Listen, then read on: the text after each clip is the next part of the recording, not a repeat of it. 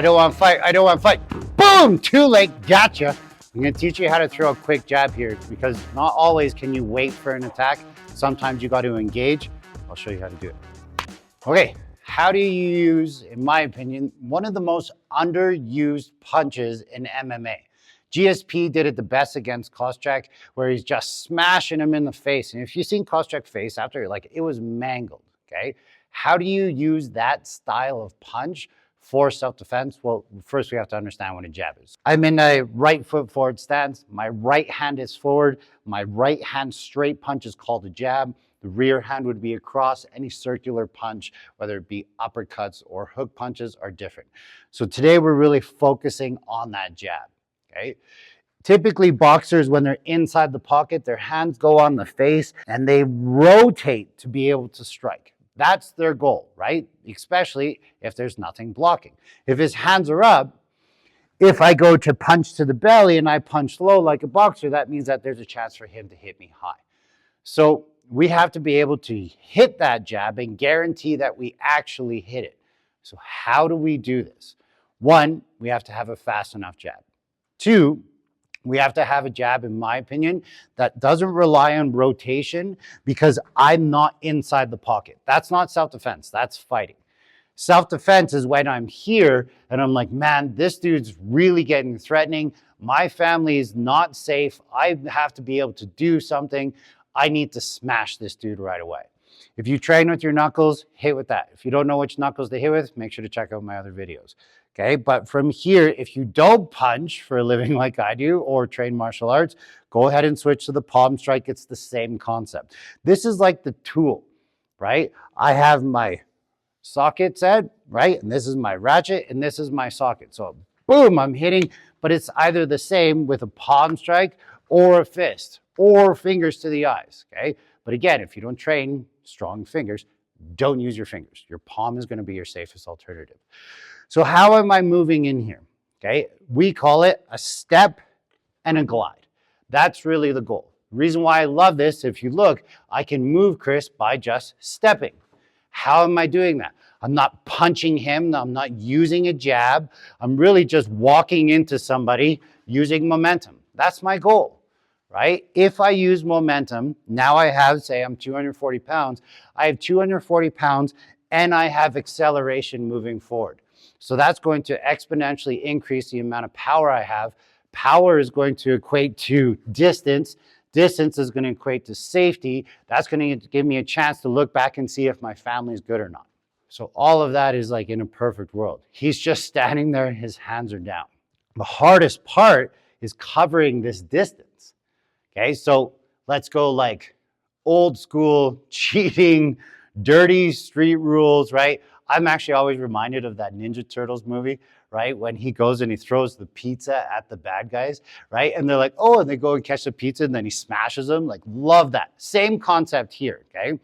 Is I'm going to distract him. I'm going to make him think about something, right? Like, hey, what's your name? Whack! That's when you go to hit him. Is that like legal? Is that self-defense?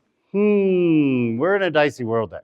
So you better be able to back that up. How are you going to back that up, right? My family, I was worried about their safety. I noticed he had a pocket knife on him, right? He was getting aggressive look. He's already in an aggressive stance. He's a mean looking dude, right? He's got a gnarly mustache on him. Like, I can't trust that mustache, bro, right? So, but all these things, you have to know your rules of engagement. You have to know if you're actually properly and legally able to strike here.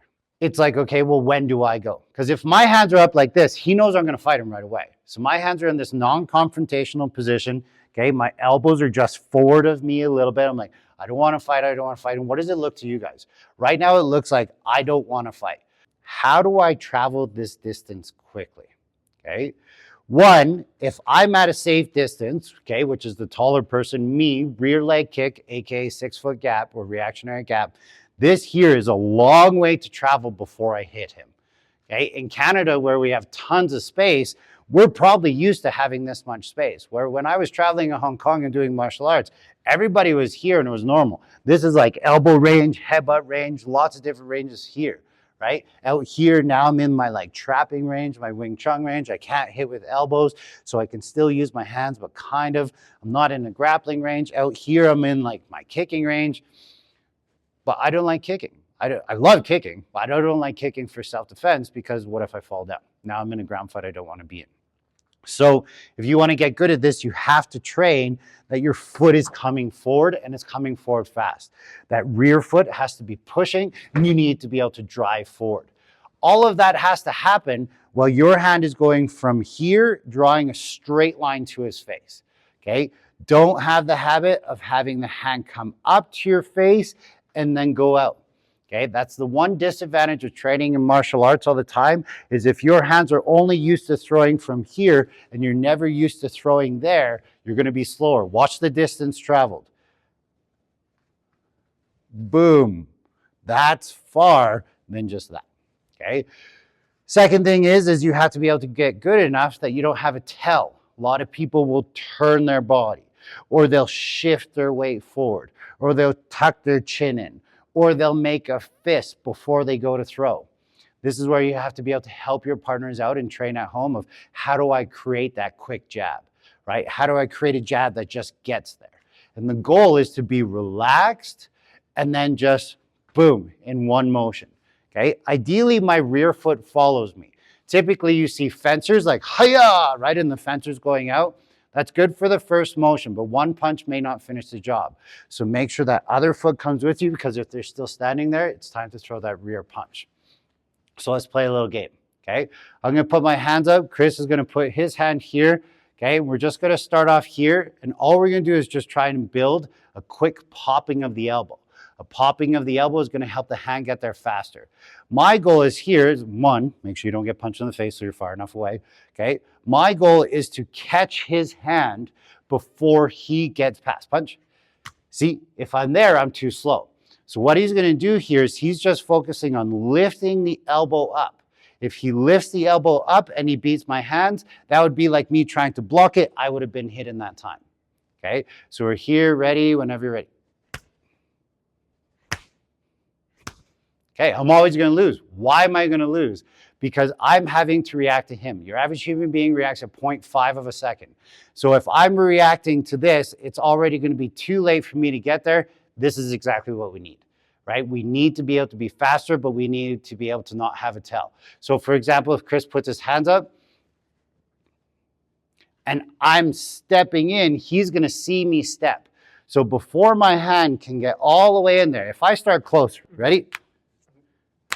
Right? See, it's so easy. Like I barely, it's just clapping. What do they call that? Like, yeah, those clapping monkeys right here, right? It's hard. It's really, really hard. So he's actually going to create some good reaction training as well. If I step out really far, watch, he stops it every time, right? After years of training, you can get in there, but it's very difficult, right? You have to make sure you don't have a tell. Watch my tell. What's my tell? See, I shifted my weight back to try and push me forward. That means I'm not engaged in my rear foot enough. So if I set everything here, I don't want to fight, I don't want to fight, and I'm in. That would have been a hit.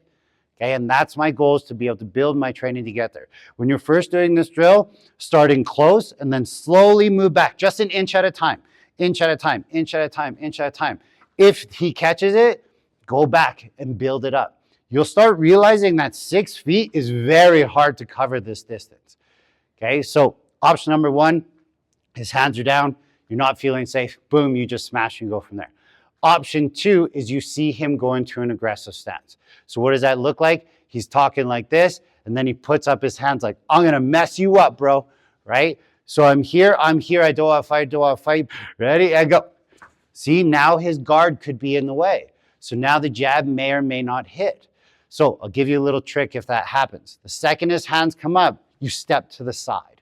So you got to get past that lead hand. So I'm here, I'm getting past the lead hand. So now I'm not just stepping directly into him, I'm stepping off to the side to hit. The second that happens, that rear hand is always an overhand in my book. Okay, I'm not throwing a tight cross here. I'm getting to the side and throwing an overhand so it tries to hit. Once I cut that angle, I'm going to lose power on that jab for sure. If you play this game, if you follow these concepts, you should have a quick jab, and that jab may save your life one day. So go train your ass off.